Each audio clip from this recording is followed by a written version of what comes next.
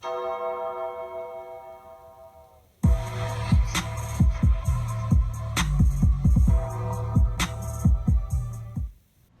up, Nitro Gang? Welcome to the part 2 of this Traxxas Nitro Rustler restoration. You must be asking yourself, bro, where's the Nitro Rustler?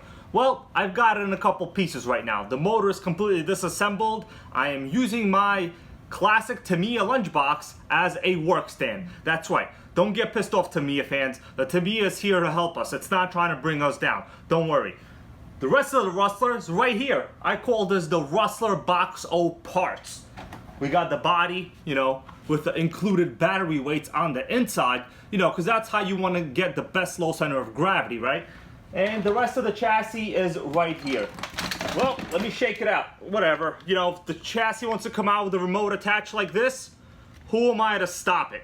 Now, in the last video, I said that this might have been the original motor. Of course, even I sometimes make a mistake. The Rustler only came with the TRX 2.5. And this block right here, it's in pieces. We'll talk about it in a little bit. This is a 3.3 block, so clearly not from the Rustler.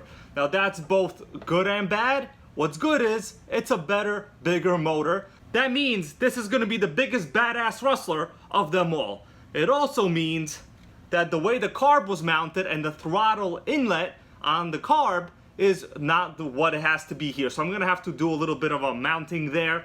But yeah, the chassis overall, I gave it a little bit more of a close-up look. And honestly, it looks like the owner never even ran it. He probably just painted it, said, hey, I painted it, it looks good, it's protected, it's safe. Let's call it a day. Also, the previous owner really wanted to make sure that the fuel lines, check this out, there's a zip tie and a screw in the fuel lines. This dude really wanted to make sure that the fuel lines are preserved. I mean, fuel lines, man, they're like the most expensive piece on the car. It's not like the chassis that you paint for no reason. Not like the wheels that he painted some sides because they're like freaking shiny all over the place. This is not WD-40. This wheel is literally painted. Pretty much a disaster. Yeah, not like the fuel line is, cheaper than the wheel. The wheel is more expensive here. Don't paint your wheels. This dude also painted the entire upper deck. This should have been a gray color. And yeah, you could tell on the inside here, right? This is the Traxxas gray color. But we have a non-matching, really terrible black paint job. But it doesn't matter. As long as it's functional, we should be okay. I think this dude probably just, I don't even, you know what? I'm not going to discuss the painting anymore. I'm already upset at it. Anyways, let's get down to business part 2. I'm gonna be trying to get the motor unseized. I've already disassembled it into its basic components. We have the block, right? We have the carb all removed. I already cleaned the carb a little bit, off camera with just some soap and water in the sink. It seems to be okay. I just have to do a little bit more work on this. We have the terrible painted exhaust header. Never paint your exhaust header, guys. It's absolutely no point. We have the starting shaft, which is a little rusty. I'm gonna wash this in the sink later. The back plate, right? The cooling head, which I could tell already has a couple bent fins right over here, which is pretty interesting because if you look at the bottom of it, it looks to be in almost like new condition. I don't know how a cooling fin was bent here in the center. That usually never happens. Usually it's like bent on top or there's scratches. I don't know what you would have to do to bend this yourself unless the previous owner tried to stick some kind of wire here or maybe route it through the cooling head and in the process, decided, hey, maybe this would be a terrific area to mount the wire right between one of the hottest parts of the motor. I'm not gonna put it past the owner because of the way stuff was painted. We're just gonna have to accept that one. In a previous video with the 18TZ, I baked that motor in the oven, came out okay. Right now, I'm gonna try something a little bit different. This is a heat gun, right? This is generally used for like shrink film on airplanes. The whole goal is just to get this motor to move. Now, I looked over the inside of it and yeah, it is seemingly worth repairing. So basically, I'm just gonna put some WD-40. It doesn't matter what you put in it now. I just need to unseize it. You know, WD-40 is cheap. Some people use other components, some things, doesn't really matter.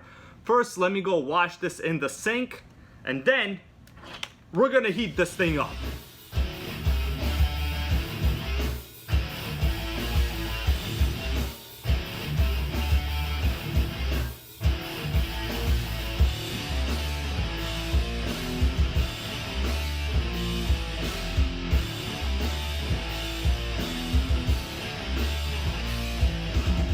Alright guys, the motor is clean. I washed the individual component parts, you know, pretty average. I wouldn't say I did the best job possible. My goal is just to get this thing spinning and just to get it assembled, you know. I'm not going to spend an hour cleaning this because I only have about half of my energy drink left. Alright, let's get the heat on it and hopefully the piston is going to move. Here we go. Heat gun here. Oh, engine needs some support. It's falling over. You know what? I gotta secure it somehow or else it's not gonna be easy for me. Alright, let's just put the coon head in the back there. This will keep it centered. There we go, guys.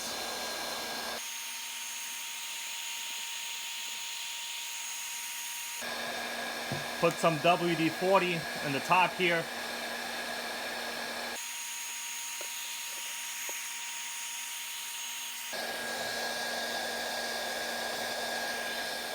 Sprayed some inside.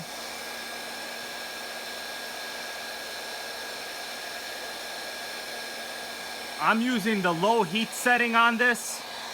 Check this out, right? Okay, I gotta turn it off. I'm using the low heat setting. I just want this to be relatively gradual.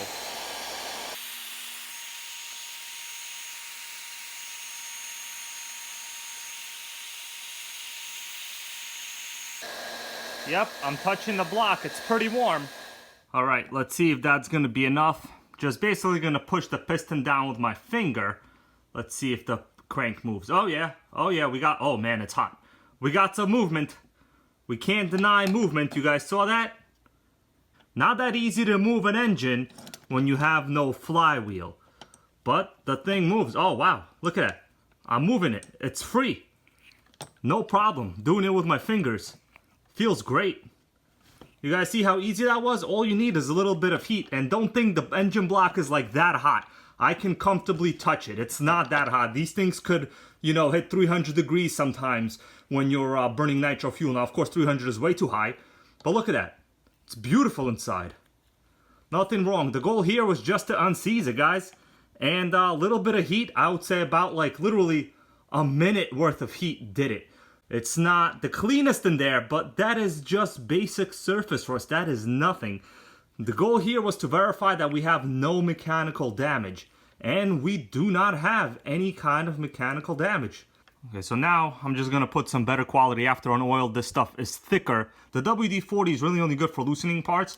But once they're loose, you really want to put in thicker style oil. Something like Marvel Mystery Oil is good. 3-in-1 oil is good. But of course, the best is this after on oil, which is formulated for glow motors just like this. So yeah, I'm satisfied, guys. I am good. Look at that. It's super free. Look at that. I am very satisfied. The thing is going to be burning nitro soon. Look at that. The piston's going. It's freaking free. I'm going to put some in here as well. Very important parts here. You don't want to score your crankshaft here. All right. Good as new. I think this is a high-level success, guys. High success. There's more hurdles to overcome. This was just the main hurdle. Of course, with any older nitro, there's a lot of hurdles. I've laid out all the parts the current owner bought for me to rebuild this motor. Now, you just saw everything runs, so this should not be a total waste of money. I added up all the money, all the prices that are listed here on these parts from the hobby store. This is about $70.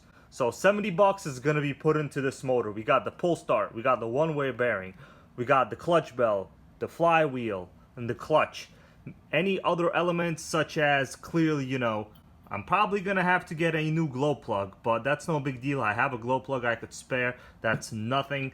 The rest of this should be reusable, but unfortunately, you guys see how expensive these nitro motor parts are. $70 for this. You can get yourself a brand new Dynamite .19. Now, of course, you still will need a lot of these clutch bell accessories, of course, you know. So yeah, that's one of those things. If you get a motor that's not complete, that's why I always say make sure you get motors that are complete. It's no big deal if they're seized. You could almost always unseize them, just like I did. You see it spins freely now.